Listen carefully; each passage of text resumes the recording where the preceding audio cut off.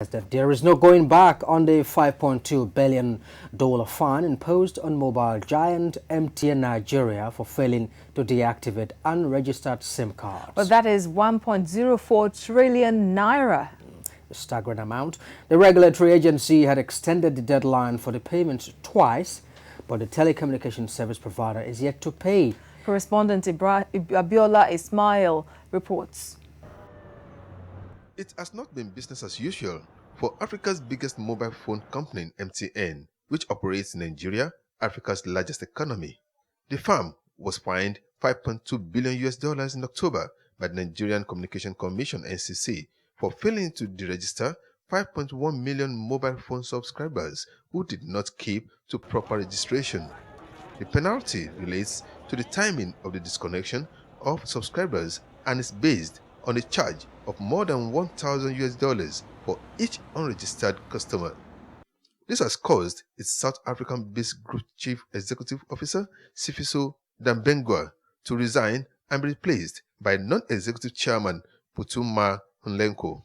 The regulator agency says the fine will not be waived because the memorandum of understanding signed by MTN is explicit on sanctions for infractions.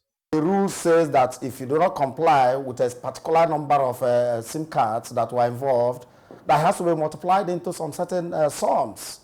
In this case, 200,000 naira per SIM. So the emphasis is on compliance. Although there are reports that the mobile giant may pay the $5.2 billion in tranches, some critics say the sanction is too harsh and may send the wrong signal to other foreign investors. Some say the fine was a good move by the regulator and urge it not to back down. The fine is justifiable, yes. Is the amount too much? I think so. I think $5 billion, if you just oppose it to what we have in Nigeria currently, you want to look at about 1.something trillion. And that is a fine. Now, MTN is being charged 200,000 per SIM. Okay, so, and that is not up to MTN's turnover in about how many years put together. The regulator can look at it again. If the industry regulator sets rules and an operator breaks the rules, what are they supposed to do than to slam the fine? The fine is justified and it is legal, extremely very legal. Outside it's being legal, there was enough time given to MTN and all the other operators to comply with this regulation. And, you know, interestingly, this is a regulation that was jointly made by stakeholders and the regulators. Right. So it's really not strange to all the operators that this fine would come if a certain regulation is breached. Director African Analyst spoke via Skype from Johannesburg, South Africa, on the development. I would have thought that perhaps the Nigerian MTN operations executives would be the first ones to go. I didn't quite expect Mr. Dambengwa to resign. But obviously, it probably points to the fact that MTN has now begun to take this whole issue very seriously. It probably wants to reassure shareholders through this action also that it is addressing the problem. MTN's shares have been declined by about 16% since the fine was reported in October. MTN Group Executive Chairman Putuma Nlenko has pledged to resolve the matter with the NCC in due course. Abiola Ismail, TVC News, Lagos. Right, an information and communications technology analyst Don Pedro Agambi is here in the studio with us to take a look at the fine on MTN. Good to have you with us. Good to be here again. Yeah, thank you. All right, let's have your thoughts on this. In the report we just listened to, some respondents did say that it's quite the fine is quite enormous. What's your take on that?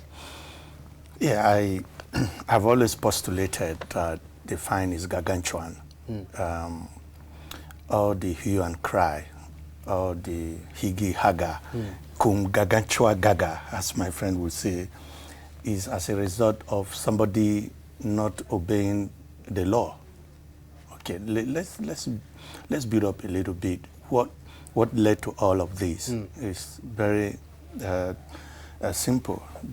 Because of terrorism, kidnapping, in Nigeria and other parts of the world. Yeah. The regulator insisted that SIMs needed to be, registered. Properly registered. Yeah, properly registered, because this is the norm in other climes. All of these are happening because if you take a look at Nigeria today, we do not have a centered database where, as you sit here, at the click of a button, you know how many people are in Lagos. That's why before the election, we did our PVC to enable Nigerians know the number of people who are properly registered for the election. The PVC, came and it went. We also have the BVN that is still ongoing with the central bank, where they're saying that, okay, we needed to know the particular number of, people who are banking so that they can curb money laundering and all of that. Now, NCC is also saying the same thing. Now, before now, you can use one name, Don Pedro Agambi, and just one name and register with about five banks. And you can do all kinds of things. But with the BVN, the CBN is trying to curb that. So this is what the regulator, the NCC, was also trying to do. Ensure that all Nigerians are properly registered. SIMs are properly registered. Because for every kidnap that takes place, the kidnapper will use an unknown phone. He uses it about 2-3 times, dumps it, goes for another one, dumps it, goes for another one. You cannot trace them. In other crimes, you can, because the entire system is network, is connected. We saw it in Paris. After that, the following day, they moved in because there's a satellite technology that tracks every call that is made. We don't have that in Nigeria yet. So this is what the Commission is trying to achieve, and told all the operators to ensure that this is done.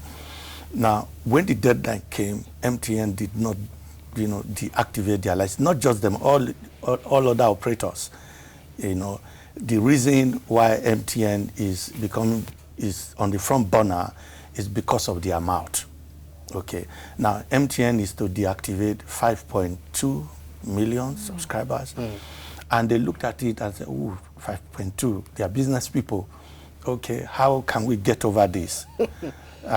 Whilst trying to solve it internally and to see how the deadline elapsed, and the full weight of the law needed to, fall on them. And that was what happened. So the NCC, being the regulator, don't forget that the NCC is a responsive and responsible commission that is a model to all other African regulators.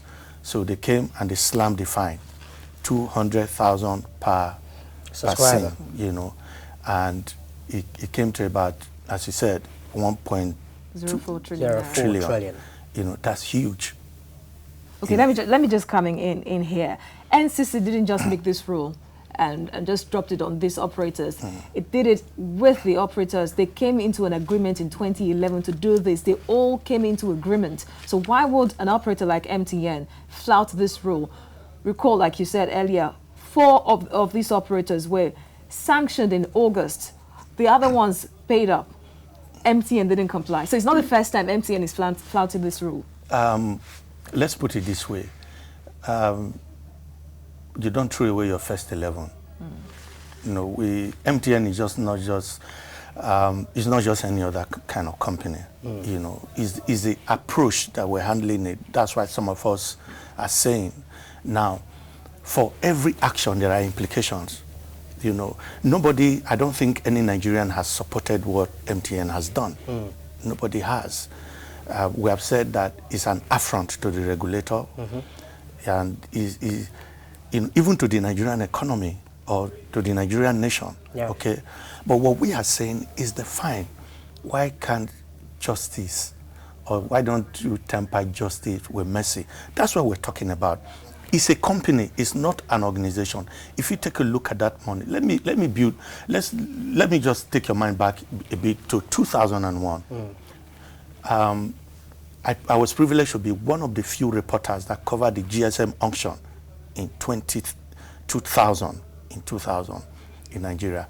MTN has been the only company, in fact, is Nigeria's biggest investor when it comes to the Nigerian telecommunications landmark. This company has invested over $15 billion in this economy. Since 2000, the MTN brand has been a shining example for the Nigerian nation in terms of employment, contributing, about 4% to our GDP. Okay, that's what we're saying. We're also saying that, okay, now that the fine is here, what does the regulator want? That's the question. What do they want MTN to still be in this market? Do we still want them in Nigeria? Are we asking them to leave Nigeria? Because if we insist they pay that money, they're going to look for that money and pay. They'll go to their bankers. They'll pay.